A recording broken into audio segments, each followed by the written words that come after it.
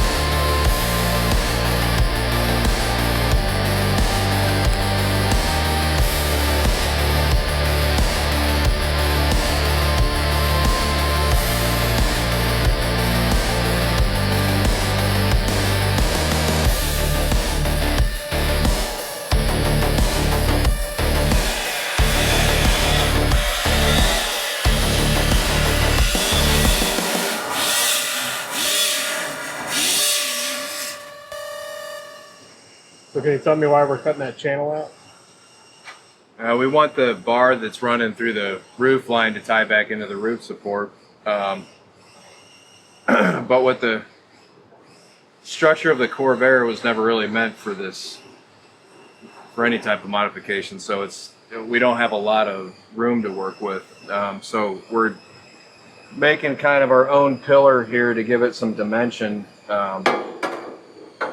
We want the bar to fit as tight as possible, obviously to the perimeter frame of the car, so you have as much vision out of the windshield as possible. You've got to keep in mind head clearance for height and width, peripheral vision. We just don't want the pillars to come out and take away any peripheral vision of the car. So just something to keep in mind. In order to do that, we're extending the pillar down, and then we're going to wrap it so it'll kind of be like a newer car. We got the dash that's going to come out and blend into this area, so this will all be modified and look like a newer car with the A-pillar structure into the dashboard. The bar will then obviously strengthen the frame and the chassis and make it a lot safer. So with making it into the pillar, we're grafting it into the roof support, and that actually gives the bar another close to 2 inches of headroom. Bullshit. According to Scott, it's bullshit.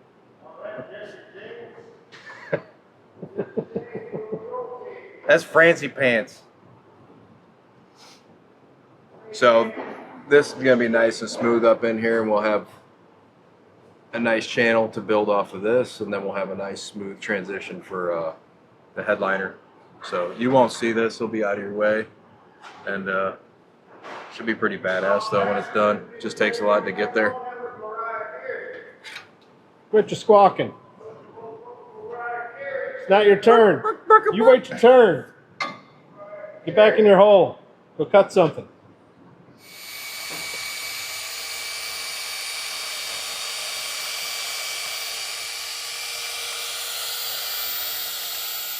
So just take the outer coating off?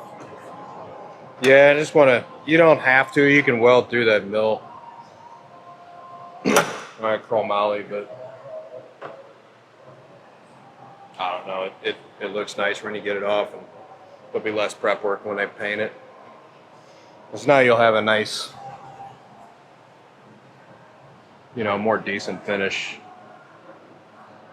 Kind of sand the grain just a little bit. It's only 400 and it ain't really taking any material off.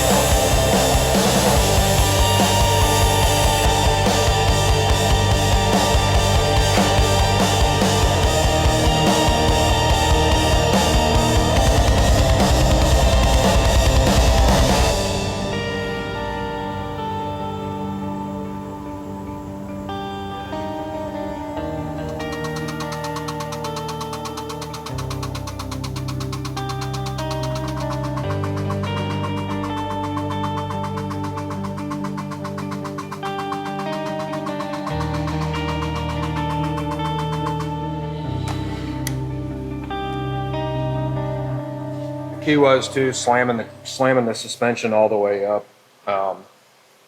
In a worst case scenario, bottoming out the shock. So everything's built to fit as much as possible.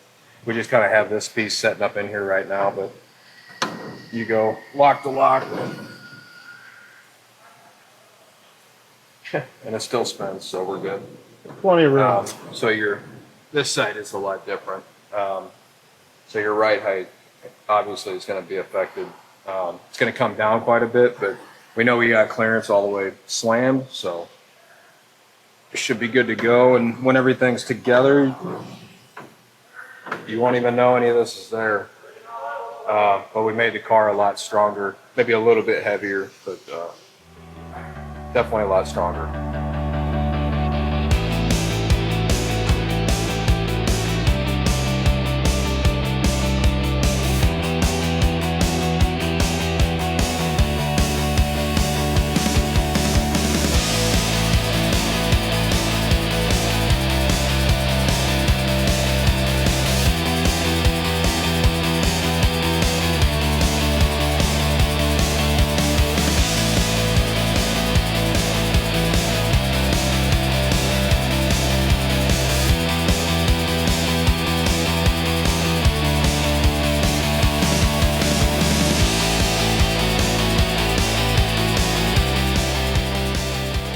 Thanks for watching. If you want to see more build videos like this, help us out by liking, commenting, and subscribing to our channel. And it's a little thing to do, but don't forget to turn on those notifications. If you want to buy merch, go to store.classiccarstudio.com. See you next time.